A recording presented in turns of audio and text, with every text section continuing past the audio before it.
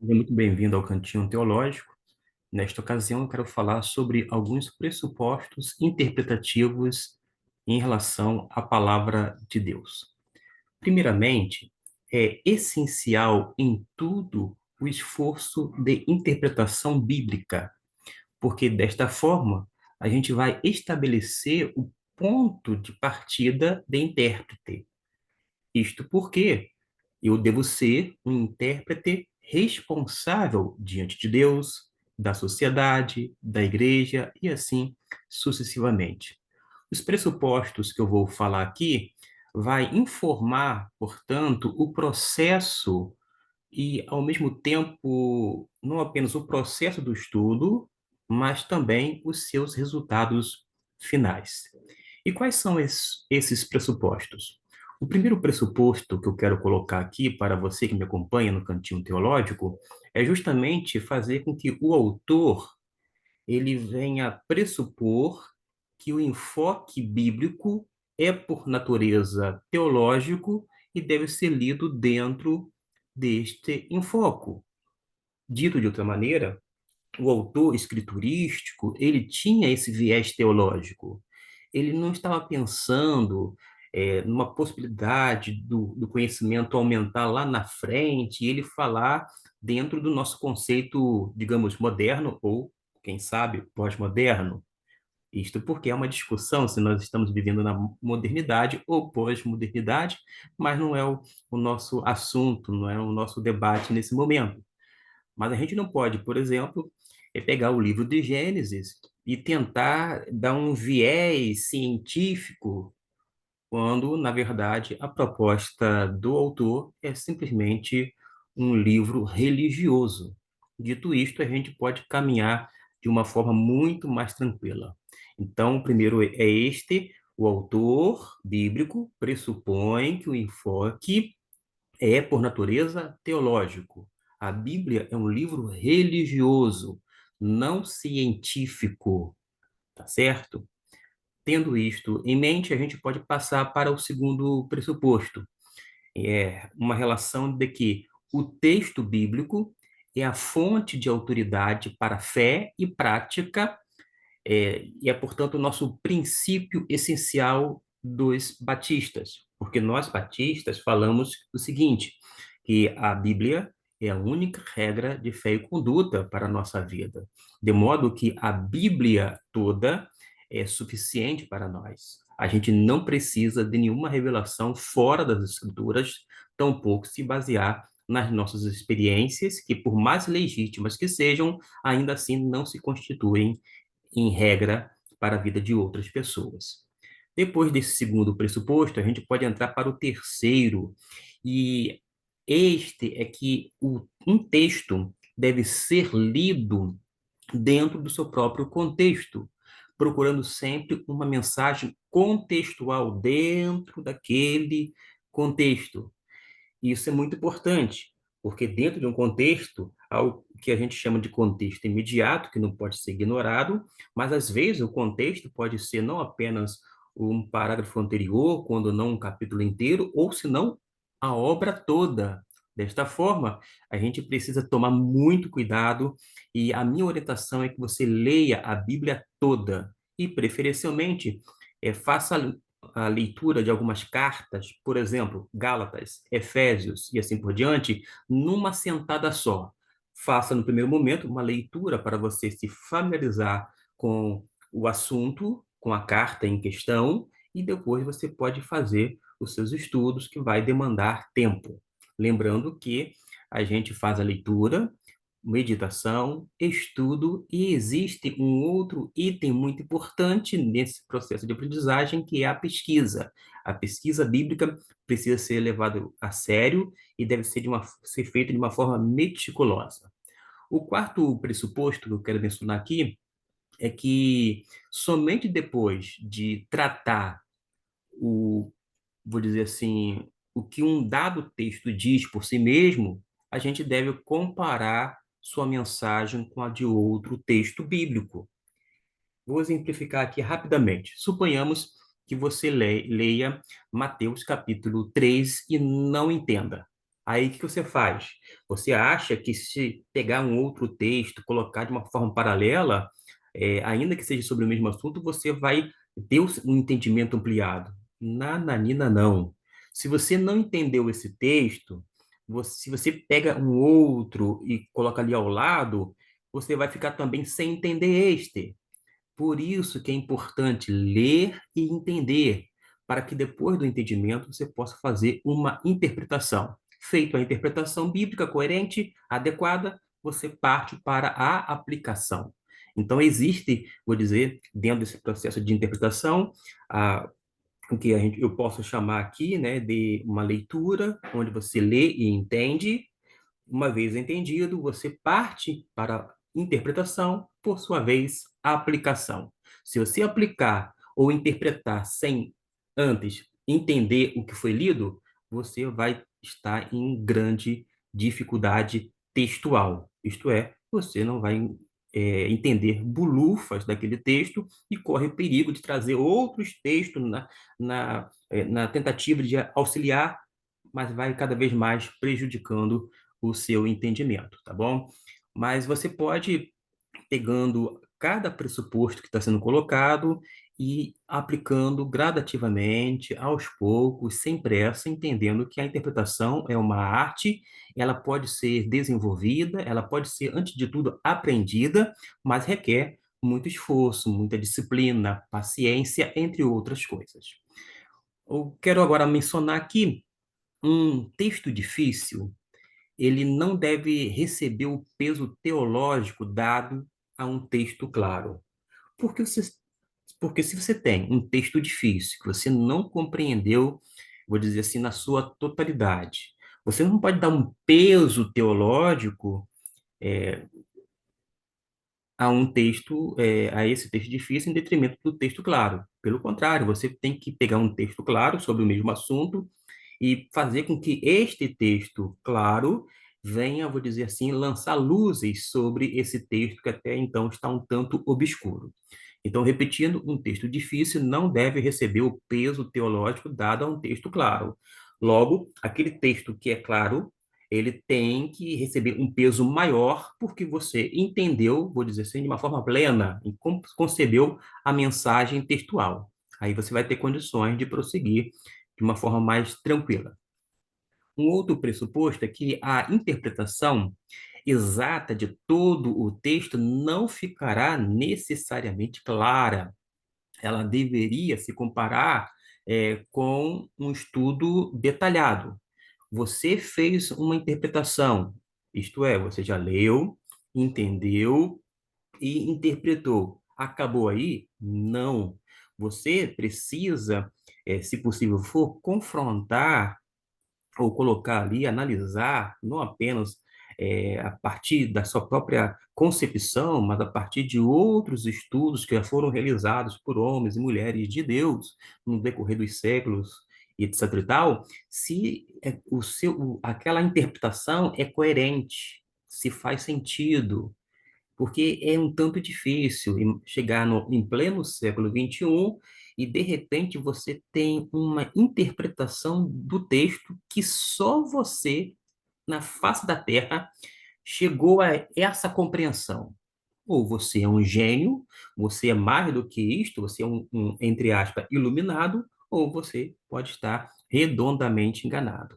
Uma coisa que eu faço após eu fazer a minha interpretação, é trazer alguns comentários que possam me auxiliar e eu vou vendo, né, esses comentaristas com relação àquilo que eu já preparei.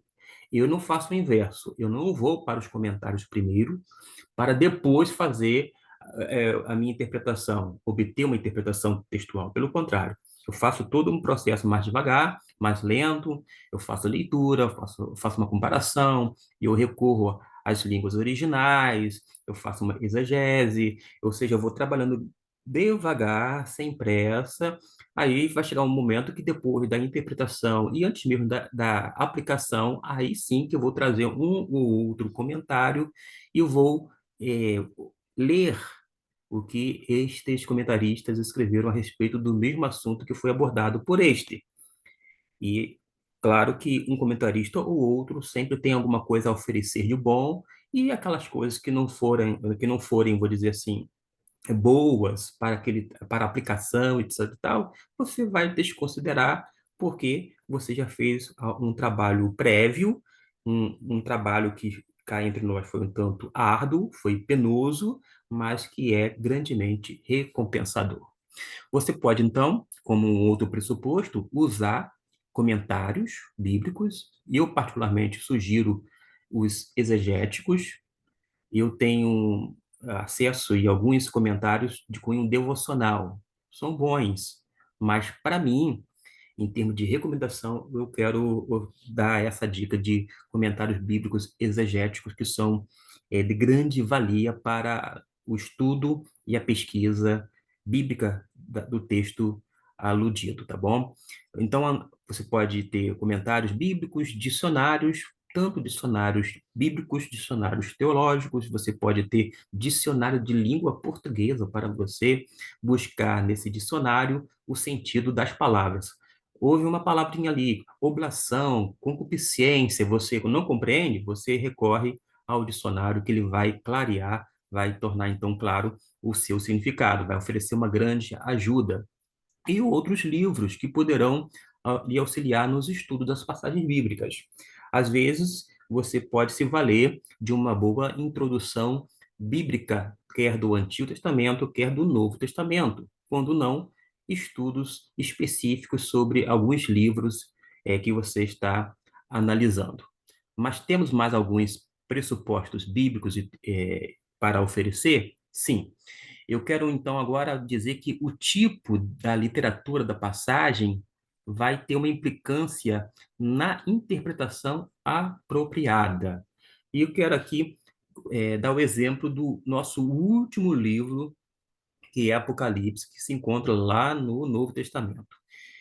O gênero literário desta obra se chama literatura apocalíptica.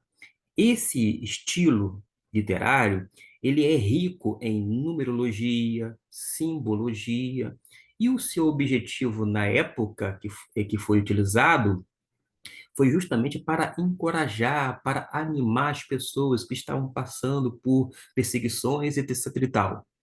Então você já sabe o objetivo daquela literatura apocalíptica, que era justamente encorajar, dar ânimo e assim por diante, e você sabe que é repleto de numerologia e simbologia. Isso significa que você vai ter que ter um cuidado enorme ao não querer e não forçar o texto de forma literal. Como é que eu faço no livro de Apocalipse? Eu começo de maneira literal e eu vou até onde o texto me permite ir. É o texto que vai me travar. Ou seja, até aqui eu posso ir literalmente, mas daqui em diante, dentro daquele contexto, aquela chamada perícope, que é um recortezinho que a gente vai, opa, isso aqui não tem condições de ser lido de uma forma literal, e é altamente simbólico por conta da natureza do próprio livro. Então, nesse sentido, você pode muito bem recorrer a algumas obras que vai lhe orientar sobre como interpretar alguns gêneros literários, porque você não pode ler um livro histórico, os evangelhos, da mesma forma que você lê Apocalipse. Cada um tem um gênero literário que tem que ser levado em consideração e você precisa saber que vai ter uma implicação na interpretação apropriada. Mas eu posso tentar, de alguma forma, contribuir com mais pressupostos para a sua interpretação. Quando se encontra com um texto que aparentemente não apoia um conceito teológico, o texto está sendo mal interpretado, ou o conceito teológico deve ser reformulado até que esteja conforme com a mensagem bíblica. Você vai se deparar algumas vezes com um texto bíblico que, dentro da sua leitura denominacional, não faz sentido. Não faz sentido, não porque o texto bíblico é sem nexo, mas é porque, de repente, a sua própria denominação acabou forçando a barra, tentando colocar a lente denominacional a fim de fazer uma leitura que não se encontra necessariamente naquele texto. Ou você vai entender que há uma necessidade, então, de rever isto e ficar com o que a Bíblia ensina, em detrimento daquilo que é um conceito denominacional, e você precisa ser fiel às Escrituras, porque nem sempre as denominações vão acertar em tudo, de uma forma pontual. Não estou falando de uma forma genérica, não, gente. E você, então, precisa ou reformular o conceito até se ver se faz sentido com a mensagem bíblica. Eu, nesse sentido, não tenho mais crise. Eu já tive crise lá na adolescência, juventude, porque às vezes uma coisa não batia com o que era dito, que era professado, que era ensinado, e eu ficava assim, e agora? Ficar com quem? Hoje eu não titubeio, eu prefiro ficar com a Bíblia devidamente interpretada. Agora, pode ser que se você atropelar, não tiver nenhum pressuposto, nenhum princípio de interpretação, você pode interpretar muito mal o texto e achar que a sua denominação, o seu arraial denominacional está errado. Pode ser que esteja certo. Aí a leitura e a interpretação e o seu o entendimento foi errado da sua parte, não do grupo em si. Mas, de qualquer maneira, é bom você sempre se apegar às escrituras sagradas, e entendendo que a gente precisa ser fiel, sobretudo, às escrituras, leal também à pessoa de Cristo Jesus. Mais um pressuposto para lhe ajudar, que a teologia é sempre um estudo em andamento. Não é algo exaustivo, pronto e acabado, nada disto. Pois o homem é finito e não chega a um posto alto de repente. Pelo contrário, ele vai chegar a um ponto de compreender plenamente o infinito, não vai chegar a aprender plenamente o infinito, mas ele vai sempre de uma forma gradativa, como eu já falei agora há pouco aqui. Então, o estudo teológico, ele não é algo pronto, acabado. E não adianta criticar os estudiosos, os teólogos da vida, vou dizer assim, que são muitos, porque são homens, muitas vezes piedosos, pessoas que são ardorosas, que desejam realmente expor e tentar transmitir o exato texto que está sendo dito no texto. Agora, acontece que a gente não vai conseguir, em hipótese alguma, vou dizer, chegar a um ponto de compreender plenamente ou totalmente o infinito. A gente não tem como compreender Deus de uma forma plena ou total, da mesma forma, as próprias escrituras sagradas. É por isso que quando um escritor, um teólogo escreve muito, mas muito, muito, muito mesmo, dezenas de obras, comentários, vez ou outra, você vai observar que em alguns pontos ele não está sendo assim muito coerente com aquilo que você professa ou que as escrituras está dizendo. É porque ninguém acerta tudo. A gente, por muito falar, a gente está mais sujeito a errar. Agora, quem fica caladinho, ó, com a boca tapada, não fala nada, ela não vai errar no falar ou no ensinar. Mas quem está lidando com o ensino, com a pregação, ele está, sim, sujeito a errar, mas se uma pessoa errar, ela pode se retratar, ela pode voltar atrás, ela pode rever, pode retificar, ou seja, consertar aquilo que foi dito, dizendo, olha, gente, eu falei assim, assim, assado, mas eu cheguei à compreensão de que não era dessa forma, é desta, é por causa disso, daquilo outro, e você colocar, então, ali, aquela maneira de você tentar consertar o que foi dito lá atrás. E isso tem a ver também com a honestidade e, sobretudo, com o caráter. É uma questão muito boa que a gente precisa salientar. Quando a gente está errado, a gente tem que dar a mão ao palmatória. Essa é a grande verdade. E se você está certo, você continue aí nesse sentido, apregoando e ensinando as verdades da palavra de Deus. E um outro pressuposto, ainda falando sobre essa questão teológica, é que não se deve separar a teologia sempre do conceito da revelação, pois somente pela autorrevelação de Deus é que se pode conhecer Deus. A revelação, a Bíblia, ela apresenta a Deus, dá testemunho de Deus. E se a gente abrir mão, como teólogos que somos, das escrituras sagradas, colocando-a em segundo plano, a gente vai ter enormes dificuldades de conhecer melhor Deus, saber quem é Deus e etc e tal. A gente precisa, repito, se agarrar de uma vez por todas as Escrituras Sagradas, não tendo como um, uma idolatria, o livro santo, mas com reverência, com devoção, piedade, oração, fazer tudo que for possível, estiver ao nosso alcance, para fazer o melhor, a fim de que o Espírito Santo de Deus venha iluminar nossa mente para a devida compreensão das Escrituras Sagradas. Nós devemos também lembrar que é importante que as traduções atuais da Bíblia, então, estão, em geral, baseado em tradições de traduções primitivas de homens bem intencionados.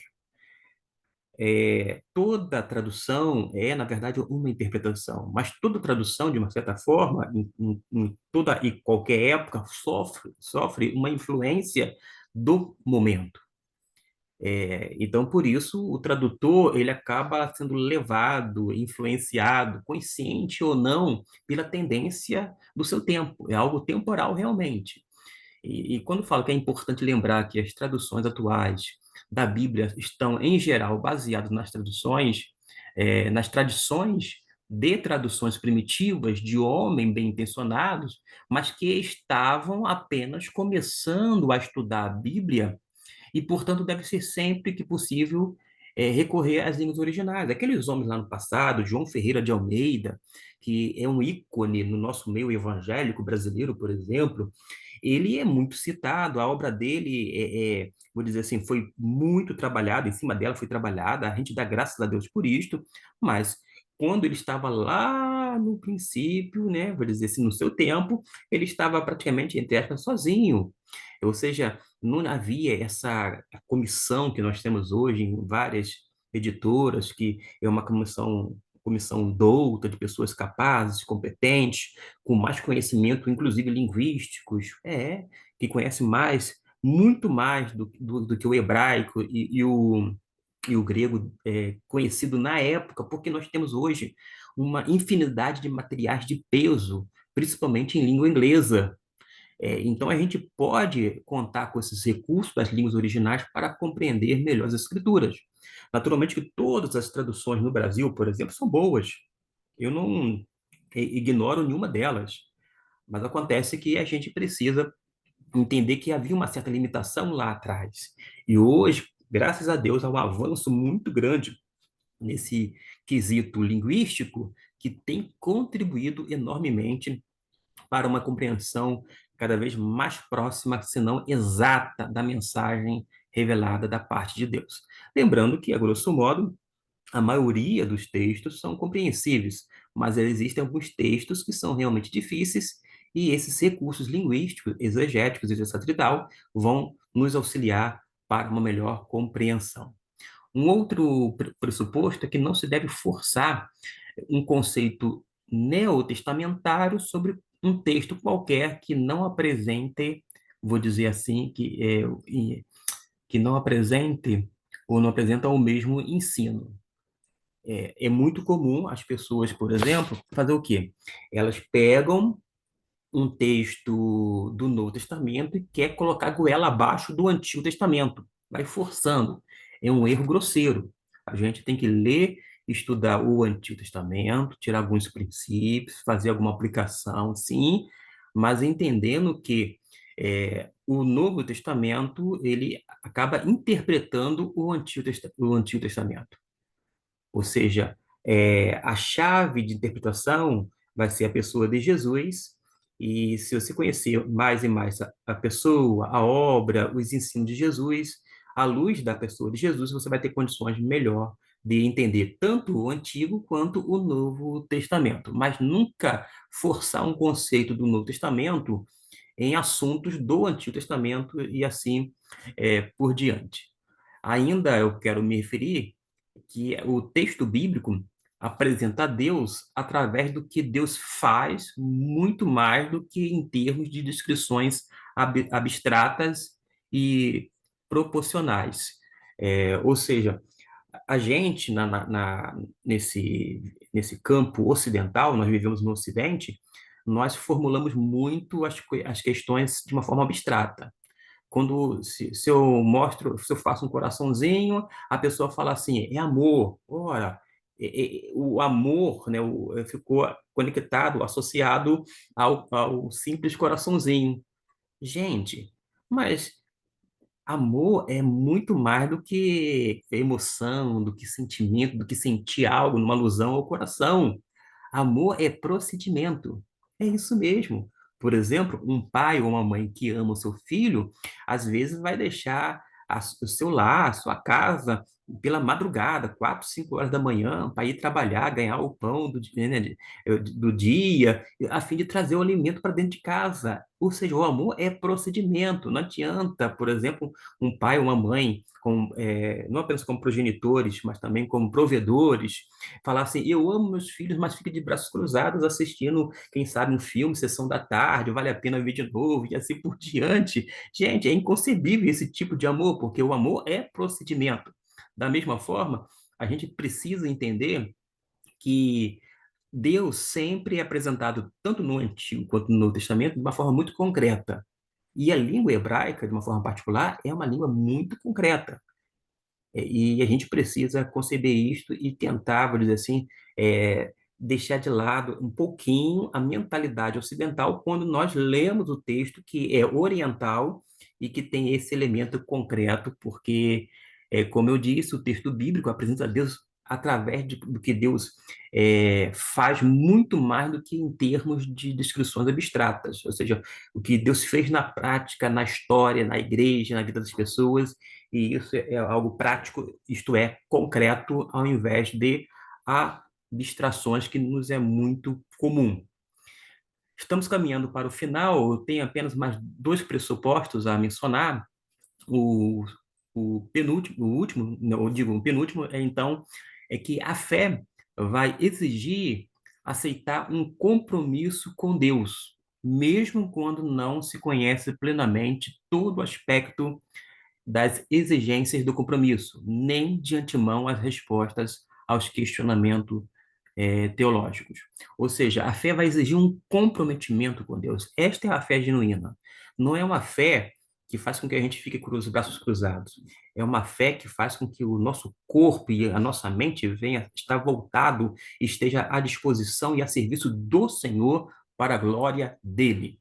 E, finalmente, o nosso último pressuposto, que as perguntas essenciais a serem feitas no texto bíblico são nesse viés: quem é Deus? Quem sou eu? O que Deus quer comigo? Entre outras coisas. Às vezes as pessoas fazem perguntas bem elaboradas, mas que estão muito distanciadas da nossa realidade e que não vai afetar a nossa vida. E a gente precisa, então, fazer perguntas adequadas ao texto. Termino aqui com uma frase, não de uma forma integral, mas do Russell Shedd, quando ele fala que no tocante ao estudo bíblico, a gente precisa fazer perguntas ao texto e extrair respostas do mesmo texto.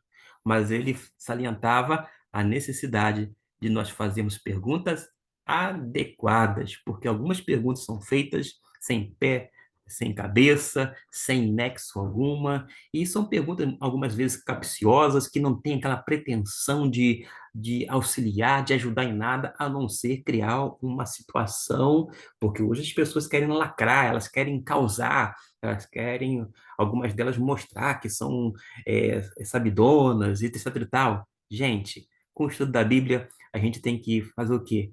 É, pegar uma sandália, a sandália da humildade, calçá-la e caminhar dia após dia nesse estudo criterioso, sistemático da palavra de Deus para poder compreender um pouco mais dela. Que Deus possa abençoar a sua vida através desses pressupostos.